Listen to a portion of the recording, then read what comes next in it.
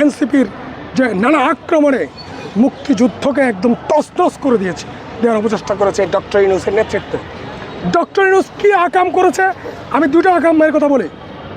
বাংলাদেশের স্বাধীনতার পর থেকে 16 ডিসেম্বর 26শে মার্চে কুচকাওয়াজ হয় নাই, জাতীয় কুচকাওয়াজ হয় নাই, সেনাবাহিনীর কুচকাওয়াজ হয় নাই, পুলিশ বাহিনীর কুচকাওয়াজ হয় নাই, বিডিআরের কুচকাওয়াজ হয় নাই, এবং ছাত্রছাত্রীদের শিক্ষাঙ্গনে কুচকাওয়াজ হয় নাই, এরকম কোনো রেকর্ড নাই। ইউনূস এই স্বাধীনতা বিরোধী অপশক্তি ক্ষমতায় বসে আজকে 2 বছরে 26শে মার্চ 16 ডিসেম্বরে জাতীয় কুচকাওয়াজ বন্ধ করে দিয়েছে জামাতের কথা শুনে। ঠিক আছে, এর জন্য ইউনূসকে শাস্তি পেতে হবে। 2 নম্বর, ইউনূসকে বাংলাদেশের মানুষ বিশ্বাস করেছিল।